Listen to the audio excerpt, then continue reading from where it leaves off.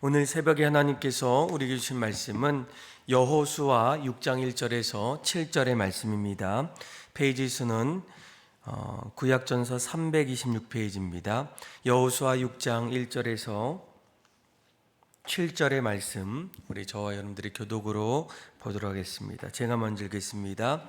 이스라엘 자손들로 말미암아 여리고는 굳게 닫혔고 출입하는 자가 없더라.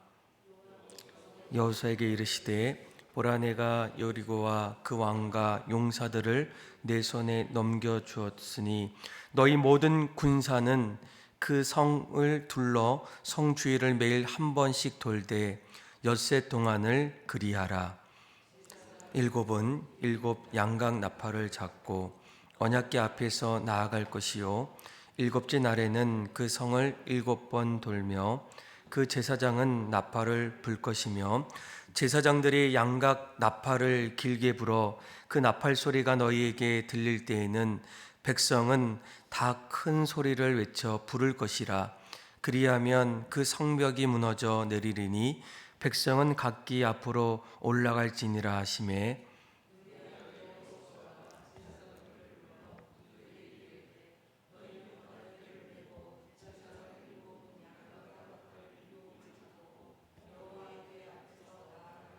같이 읽겠습니다. 또 백성에게 이르되 나아가서 그 성을 돌되 무장한 자들이 여호와 궤 앞에서 나아갈지니라 하니라. 아멘.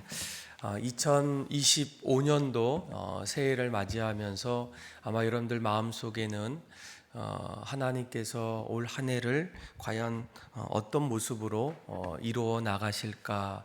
우리는 하나님을 믿고 또 하나님께서 지금까지 우리의 삶을 이끌어 주신 것처럼 또 앞으로도 분명히 하나님께서 어떻게 또 어떤 방법으로 우리의 삶을 또 빚어 가실까, 또 이러한 마음으로 새해를 준비하고 또 기대하고 소망하는 마음이 있을 겁니다. 아마 우리가 성경을 보게 되면 성경에는 수많은 믿음의 사람들, 또 그들의 인생 속에 하나님께서 그동안 그들을 통해서 이루어 가셨던 그런 수많은 신앙의 간증들을 우리가 보게 됩니다. 때로는 가능하지 않았던, 도저히 불가능했던 그런 일도 하나님께서 이루어 가시고, 또 인간이 보지 못했던, 아무리 생각해봐도 생각할 수 없었던 일들까지도 하나님께서 사람들을 통해서 놀라운 일들을 하나하나 이루어 가셨다라는 거예요. 오늘 우리가 읽었던 말씀을 보게 되면 하나님께서 과연 이스라엘 백성들을 이제 가나안 땅을 지나서 이제 여리고 성을 지나 가나안 땅에 들어가게 되는데, 하나님은 과연 어떠한 방법으로 또 이스라엘 백성들을 가나안 땅으로 이끌어 가실까라는 거예요. 오늘 우리 1절 말씀을 보게 되면 1절 한번 같이 한번 읽어볼까요? 이스라엘 자손들로 말미암아 여리고는 굳게 닫혔고 출입하는 자가 없더라. 아멘. 이스라엘 백성들은 하나님께서 약속해 주셨던, 너희들은 젖과 꿀이 흐르는 그 가나안 땅을 너희의 땅으로 차지하리라, 이렇게 약속해 주셨어요. 그러니까 조금만 기다리면 가나안의 헤브론, 또 예루살렘에 정착합니다. 그러니까 그동안 하나님께서 이스라엘 백성들에게 수많은 은혜들을 부어 주셨고, 또 그들이 얼마 안 있으면 이제 가나안 땅에 들어가게 돼요. 그런데 방금 읽었던 1절 말씀을 잘 보시면 얼마 안 있으면 여리고를 지나서 가나안 땅에 들어가는데, 오히려 그 여리고 땅은 어떻습니까? 굳게 닫혔다, 그리고 출입하는 자가 없었다라고 이렇게 말씀해 주고 있어요. 어쩌면 이 이스라엘 백성들의 마음속에는 너무나 당황할 수밖에 없는 그런 모습일 수도 있습니다. 그동안 하나님께서 약속해 주셨고 수많은 일들을 이스라엘 백성들을 통해서 하나하나 보여주시고 이루어 주셨다면, 드디어 말씀하셨던 그 약속의 땅, 수많은 사람들, 그곳에 있었던 가나안 사람들이 자신들을 맞이하고 이제 이곳으로 들어오십시오 이렇게 환영할 줄 알았는데, 오히려 얼마 안 있으면 가나안 땅에 들어가는 그 자리에서 여리고는 굳게 닫혔다. 그리고 아무도 그곳에 출입하는 사람이 없었다라는 거예요. 여러분, 우리가 신앙생활하고 또 하나님을 믿을 때 한 가지 중요한 것은 무엇이겠습니까? 앞으로 하나님께서 우리의 인생 속에 하나하나 펼쳐가실 그 놀라운 일들을 기대할 때 우리의 기대했던 그 생각보다 전혀 다른 모습으로 나타날 수 있어요. 그런데 우리가 한 가지 중요한 것은 무엇입니까? 이러한 상황들이 우리에게 일어날 때에도 먼저는 그러한 예상하지 못했던 상황들도 여러분들이 받아들이셔야 한다는 거예요. 내가 하나님 믿고 또 하나님께서 이렇게 척척 잘 해주시겠지. 그러니까 여리고성은 크게 열려 있고 수많은 사람들이 자신들을 기다릴 줄 알았는데 오히려 정반대의 상황을 맞이했을 때, 그럼에도 불구하고 이스라엘 백성들은 이러한 상황들 앞에서 먼저 인정하고 받아들이는 그런 신앙의 마음을 가져야 한다는 거예요. 그리고 2절 말씀을 보게 되면, 자, 2절 말씀 같이 한번 읽어볼까요? 시작. 여호와께서 여호수아에게 이르시되 보라, 내가 여리고와 그 왕과 용사들을 내 손에 넘겨 주었으니. 아멘. 여리고 성은 굳게 닫혔고 또 그 안에 아무도 출입하는 사람들이 없지만 이스라엘 백성들, 또 특별히 여호수아도 당황할 수도 있고 앞으로 어떻게 이 여리고성을 넘어갈 수 있을까, 지나갈 수 있을까. 그러니까 그 당시에 여리고성은 마치 철옹성과 같이 쉽게 들어가기 어려운 그런 성 가운데의 하나입니다. 그리고 이스라엘 백성들은 그동안 40년의 광야의 시간 동안 수많은 군사 훈련과 또 여러 가지 방법들을 가지고 이 자리에 나온 것도 아니에요. 누가 보더라도 지쳐 있었고 또 군사들도 그렇게 많지 않는 그런 상황 속에서 여리고성은 굳게 닫혔다. 그런데 방금 읽었던 2절 말씀을 보게 되면 하나님께서 여호수아에게 뭐라고 합니까? 내가 여리고와 그 왕과 용사들을 내 손에 넘겨 주었다라고 이렇게 말씀해 주고 있어요. 무엇을 얘기합니까? 하나님께서 한 사람에게 하나님의 비전을 주시게 돼요. 이스라엘 백성들은 어쩌면 그 여리고성 앞에서 우왕좌왕하면서 과연 우리가 이제 여리고성에 들어갈 수 있을까? 괜히 온 것은 아닐까? 하나님이 어떤 분일까? 오히려 신뢰하기보다는 마음에 수많은 갈등과 생각들이 밀려올 수가 있어요. 그런데 그때 하나님이 놀랍게도 한 사람을 부르셔서 그에게 무엇을 가르쳐 주십니까? 하나님의 비전, 하나님의 꿈을 그에게 심어주셔요. 내가 이 성, 여리고성을, 그리고 그 왕과 용사들을 내 손에 어떻게 합니까? 넘겨 주었다. 이미 그렇게 행하시겠다라고 말씀해 주고 있습니다. 그러니까 하나님의 비전, 그들을 통하여 앞으로 일어날 일들을 여호수아에게 보여주셨다라는 거예요. 여러분, 우리가 꿈이 있는 사람과 꿈이 없는 사람 굉장히 차이가 납니다. 시작할 때는 아무런 차이가 없는 것 같은데 결과는 엄청 다르다라는 거예요. 그러니까 꿈이 있는 사람은 미래가 분명히 달라져요. 꿈을 통해서 사람들이 변하기 시작하고 또 지역이 바뀌게 되고 심지어는 민족이 달라지는 그 엄청난 일들이 비전, 꿈을 통해서 나타나지 않겠습니까?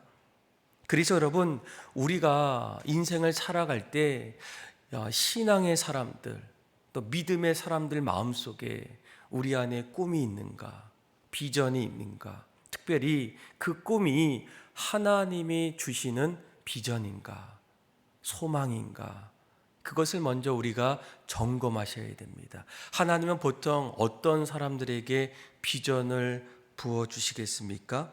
바로 이 교회 리더십들, 특별히 기도하는 사람들, 하나님을 바라보고 또 하나님께서 이뤄 가실 일들을 기도하며 기대하는 사람들에게 하나님은 하나하나 보여주시고 들려주시고 그들에게 그 꿈을 심어주신다라는 거예요. 보통 우리가 교회에서도 끊임없이 여러분 말씀을 보십시오, 또 기도하십시오 이렇게 강조하는 이유는 이 교회도 예수 그리스도가 몸된 이 교회를 이뤄 나갈 때 하나님이 그 꿈들을 우리에게 부어 주셔야 하기 때문이에요. 그래서 여러분, 교회의 리더십을 갖고 있는 분들, 또 목회자, 또 장로님, 또 권사님, 각 자리에서, 각 부서에서, 팀에서 무언가를 이끌어갈 때 가장 중요한 것은 기도를 정말 많이 하셔야 돼요. 하나님이 우리에게 어떤 일들을 이끌어 가실까? 앞으로 주어진 상황들이 좋을 수도 있어도 때로는 여리고성처럼 점점 그거 앞에 막혀 있고 또 아무도 출입하지 않는 그런 사역들이 우리의 삶 속에 나타날 수도 있다라는 거예요. 그런데 그때에 하나님께서 여호수아에게 주셨던 비전처럼 분명한 앞으로 하나님께서 빚어가실 그 일들을 확신한다면 그 사람을 통해서 이뤄가실 일들을 우리가 기대할 수가 있지 않겠습니까? 그래서 여러분, 이 리더십들은 반드시 하나님 앞에 기도로 주님 앞에 나아가셔야 돼요. 각자 주셨던 공동체 안에서 하나님이 이뤄가실 비전들은 도대체 어떤 것일까? 그리고 나서 이제 3절을 볼까요? 3절이 이렇게 얘기합니다.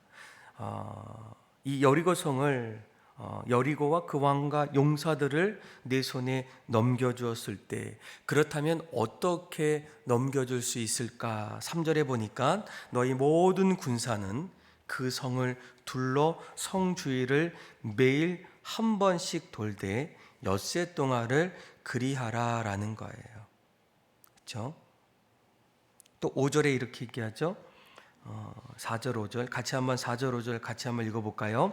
제사장 일곱은 일곱 양각 나팔을 잡고 언약궤 앞에서 나아갈 것이요 일곱째 날에는 그 성 7번 돌며 그 제사장은 나팔을 불 것이며 제사장들이 양각 나팔을 길게 불어 그 나팔 소리가 너희에게 들릴 때에는 백성은 다 큰 소리로 외쳐 부를 것이라.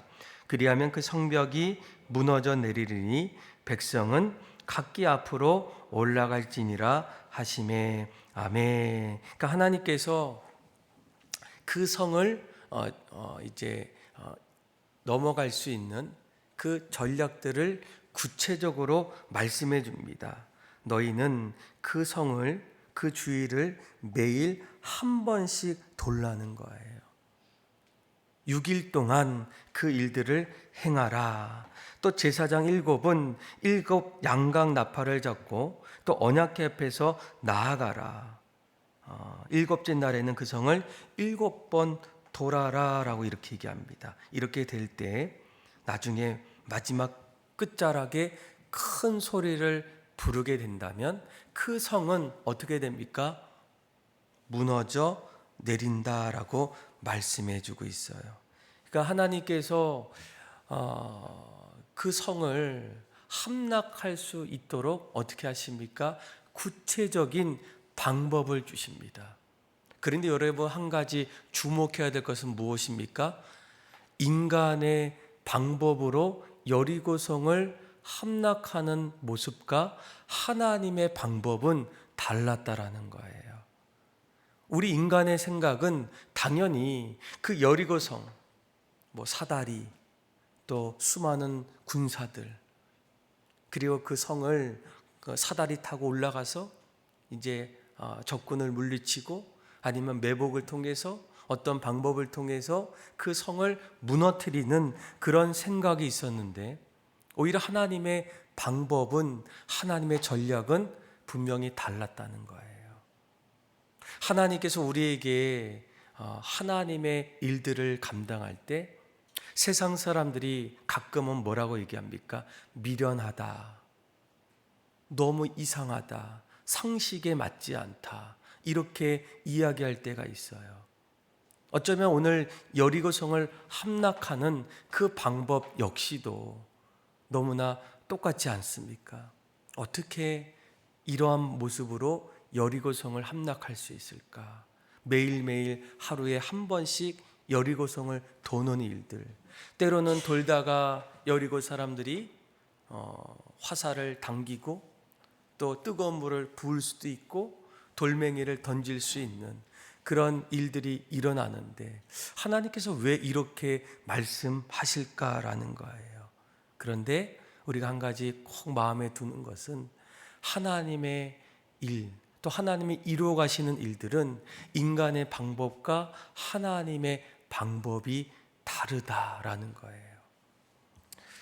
여러분, 이 땅에 하나님 나라를 세워나가기 위해서 하나님께서 하셨던 방법은 무엇입니까? 이 땅에 선지자, 제사장, 왕, 나중에는 예수 그리스도를 이 땅에 보내주셨고, 또 예수 그리스도를 통해서 십자가의 놀라운 사건, 우리의 죄를 짊어질 수 있는 그 일들을 십자가 위에서 행하셨다는 거예요. 사람들은 그 십자가 앞에서 그는 멸시를 받아 천대를 받고 그가 징계를 받음으로, 그런데 하나님께서 어떻게 합니까? 그 징계가 나음을 입고 새 생명을 얻을 수 있는 그 하나님의 방법으로 하나님의 일들을 감당하신다는 거예요. 아마 지금도 이러한 하나님 나라의 복음을 하나님은 어떻게 하십니까? 인간의 방법이 아니라 예수님의 방법. 너희는 가서 모든 민족으로 제자를 삼아라. 그렇죠? 복음을 전하고 또 말씀을 증거하고 또 제자를 삼는 제자 훈련을 통해서 그 일들을 감당한다는 거예요. 아마 예수님의 이 방법과 또 인간의 방법은 때로는 우리가 이해할 수 없는 모습으로 하나님께서 이루어 가신다라는 거예요. 아마 교회 안에도 사람을 세우고 또 복음을 증거할 수 있는 여러 가지 일들을 감당할 때, 한편에서는 아직도 이런 방법이 있을까? 그 방법이 통할까? 이렇게 가끔씩 물음표를 던지는 분들도 있을 겁니다. 그런데 우리가 한 가지 꼭 기억해야 될 것은, 이러한 방법이 사람들이 볼 때에는 어리석고 또 과연 가능할까? 그런데 지금도 그 방법으로 제자 삼는, 또 복음을 증거할 때 놀랍게도 영혼들이 돌아오고 또 사람들이 온전하게 세워지는 일들이 나타난다는 거예요.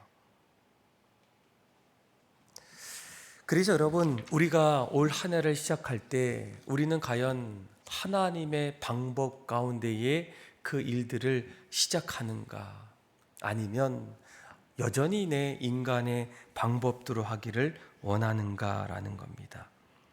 그리고 이러한 하나님의 전략들, 또 방법들을 받았을 때